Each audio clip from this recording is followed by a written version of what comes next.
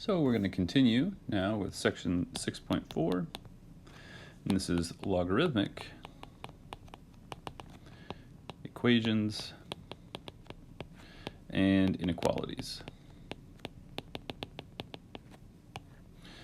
Suggested exercises are 1, 3, 9, 21, 25, and 27. Now, this section is about equations and inequalities, but I'm going to focus on the equations part for this little lecture, but we can modify the solutions of equations to be solutions of inequalities just as in the previous section. So I want to focus on the different types of equations, then let you extend that to inequalities. I'm going to ask that you work through examples 1, 2, and 4 in the book. So let's dive right in. Solve for x. Got log base 2 of x plus log base 2 of x plus 3 equals 2. Solution. Well, I'm going to write it down again. Log base 2 of x plus log base 2 of x plus 3 equals 2. And what I want to do is I want to take this left-hand side and combine it using this first log law, this law here. If I've got the same base and I've got a log plus a log, I can write that as a single log with the input being the product of the other inputs. So this becomes, using the first log law, this becomes log base 2 of x times x plus 3, and this is equal to 2. Now 2, I can actually write as, the logarithm base 2 of something, right? So what is 2? Well, 2 is what happens when I raise 2 is what happens when I raise 2 to the power of 1, right? But what I think I'm actually going to take a different route. I thought of something simpler. So what I'm going to do actually in the notes, I'm going to take a slightly longer path here, but I think for this I'm just going to be a little bit more direct. I'm going to write this logarithmic equation as an exponential. So that means this to the this equals that, right? So I have that 2 to the 2 equals x times x plus 3. And this is just the exponential form of the equation. Right? So this is just rewriting this equation in exponential form. The only sort of tricky thing is keeping straight which 2 is which. Again, like I said, in the notes I do this with a little bit of a longer path, but we're going to get to the same spot. Okay, well, so this tells me that I've got x squared plus 3x equals 4, just by multiplying it out. And I'm going to subtract 4 from both sides to get x squared plus 3x minus 4 equals 0. Now I can factor this, and I get x plus 4 times x minus 1 equals 0. And by the zero product property, or zero factor theorem, however you want to think of it, this tells me that I've got x equals negative 4 or positive 1. Okay. So this would be a final answer, but if you recall if you recall the example from the first week of class, before we decide on our final answer, we should check that these values actually make sense in the original equation. So we notice that if I plug negative 4 in here, I'm going to have the log of a negative value, which doesn't make any sense, which means negative 4 cannot be an answer. So our final answer is just going to be 1. Okay, and that's the end of the problem. So the basic idea was we used the log laws to combine these two logs into a single logarithm, and then we used the exponential form of a logarithmic equation to translate this into something we could get our hands on. The way I'd started to describe it will also work, but it's maybe a little bit more complicated. So you can follow that explanation in the notes if you want, but it's significantly longer. All right, so let's do another example. Let's solve for x. And we've got the natural log of 4x minus 2 plus the natural log of 8 equals 2 times the natural log of 4 plus the natural log of x plus 3. So what I'm going to do is basically the same type of thing that I did in the last one.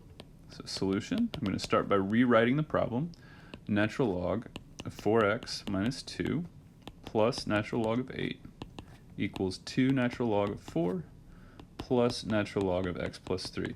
I like to write it twice, even if it's the same thing. Just this will kind of get the symbols in my head and sort of demystify the process of writing. A lot of times we sit there and look at a blank page and we're just like, I don't know where to start. We'll start by rewriting the question, and if nothing else happens, at least you did something, okay?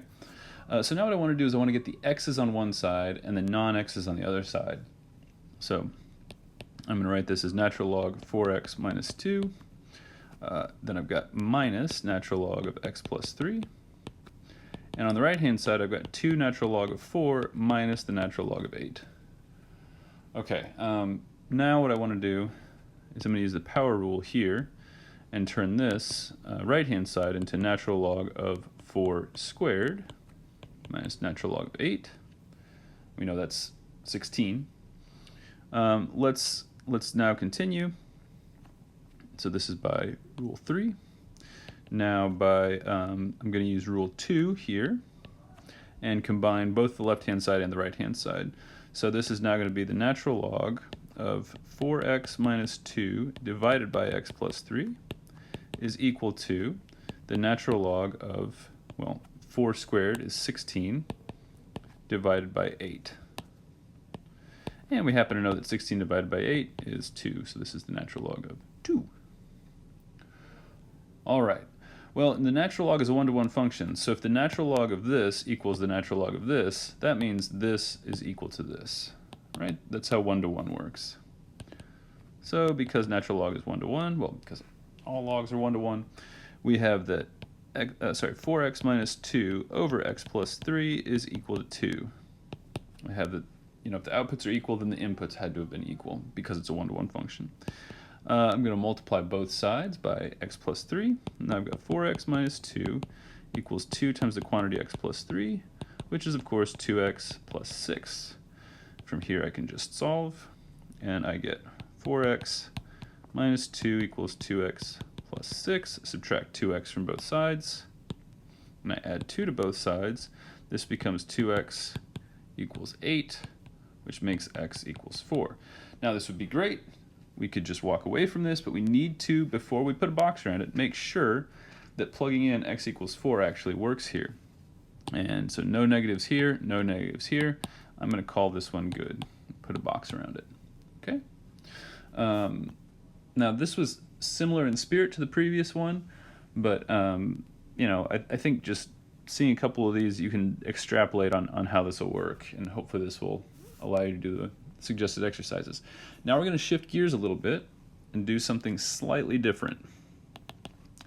So it's going to look similar at first, solve for x, but now I'm going to have us solve the log of the 4th root of x equals the square root of log x. And okay, this looks different. So what I want to do is I want to rewrite this question.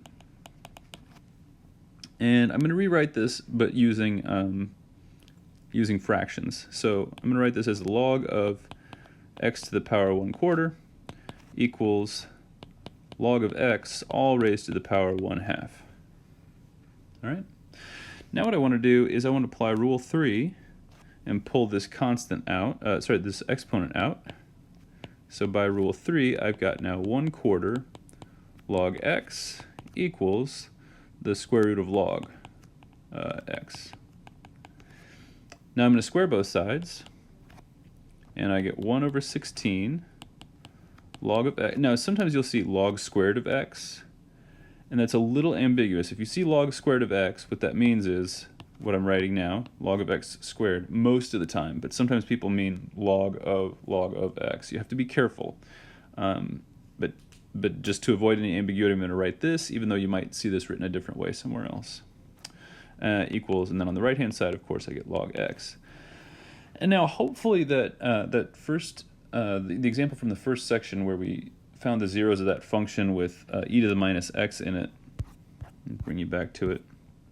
Hopefully, this example here is percolating through what you're thinking, and I'm confident none of you are like, yes, that was what I was thinking about just now. But hopefully, now that you've seen that, you've got some familiarity for how we're going to operate with these kinds of things. And that is, I'm going to treat the quantity log x like a variable and solve for the quantity log x. And I know that the logarithm of x can't equal 0. So then this is going to give me some sort of information about this, right? And that's going to help me solve for x. So I'm going to subtract log x from both sides, and I get 1 over 16. Actually, I'm going to multiply both sides by 16 first because fractions annoy me. I wish I had a nobler reason, but really it's just because fractions annoy me. 16 log x. Now I'll subtract 16 log x from both sides. I've got log x quantity squared minus 16 log x, and this equals 0. Well, I can factor out log x, and I get log x times what? Log x minus 16 equals 0. And from here, I can use that zero product principle or zero factor theorem. And this tells me, in order for this product to be 0, either one or both of them must be 0. So I've got either log x equals 0 or log x equals 16. All right. Now, what does it mean for log of x to be equal to 0? Is it okay for logarithms to be 0? Don't they have to be positive? What's going on here? So it's okay for the logarithm to be 0, but I can't have the input to the logarithm be 0, right? So I want to make sure that I've got that straight in my mind. So when we had e to the x had to stay positive, right? And e to the minus x had to stay positive. So that's going to, hopefully that kind of carries over, and now you're thinking about, okay, so log x then doesn't necessarily have to stay positive, but its input has to stay positive, okay? So either log x equals 0 or log x equals 16. What does it mean for log x to equal 0? Well, we need to remember what log x means. This means log base 10. So we've been carrying around this invisible 10. So if I raise 10 to the exponent 0, I'm going to get x. So rewriting this as an exponential equation,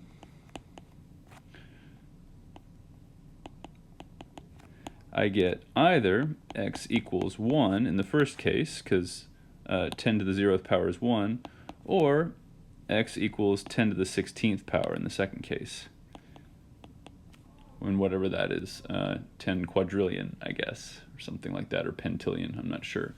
Let's see here, millions, billions, trillion, yeah, 10 quadrillion. Now, if we plug these back in, the fourth root of 1, if we've got a logarithm here and we're working the reals, so that means that I need a positive number. So, negative 1 to the 4th power is 1, but that's not going to be a possible input here. 4th power of 1, so that's going to say log of 1 equals square root of log of 1? Yeah, because 0 equals 0. What about 10 to the 16? Well, I'd have the 4th root of 10 to the 16, and that's going to be, what is that, 10 to the 4th, and that's equal to the square root of log of 10 to the 4th, right? So this works if I plug in either one of these. I think in that explanation I skipped a logarithm somewhere in explaining that, but you can plug both of these in and they're both going to work here. All right, so for the very last thing I want to do, because I know this has been getting kind of long, so I want to kind of hurry along. The very last thing I want to do is a different type of thing, and it's describe the graph of f of x equals log base 5 of 125x. So solution, well, let's write down what we've got. F of x equals 125 log, equals log base 5 of 125x. Now you'll recall I told you should know the first few powers of some small numbers, right? So it's going to turn out that 125 is 5 cubed. So this is equal to, by the log laws, log base 5 of 125 plus log base 5 of x, right? And this is by rule 1.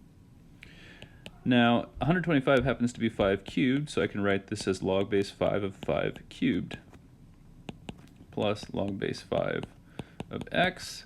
Now I can pull this thing out, right? And that's by rule 3. I guess these are equals. These are honest to goodness equal signs. I don't need to make arrows here. By rule 3, I've got 3 times log base 5 of 5. And if you see this another way, that's okay. This is log base 5 of x. And what is log base 5 of 5? Well, it's the exponent that I raise 5 to get 5. That's 1. So, boop. So this is log base 5 of x plus 3 times 1 is 3. So this is just, to describe this graph, f of x is the graph of log base 5 of x shifted up by 3. So when you first saw this, you probably didn't think, ah yes, multiplying on the inside of a function must be a vertical shift. But because of the rules of logarithms, that actually does correspond to a vertical shift.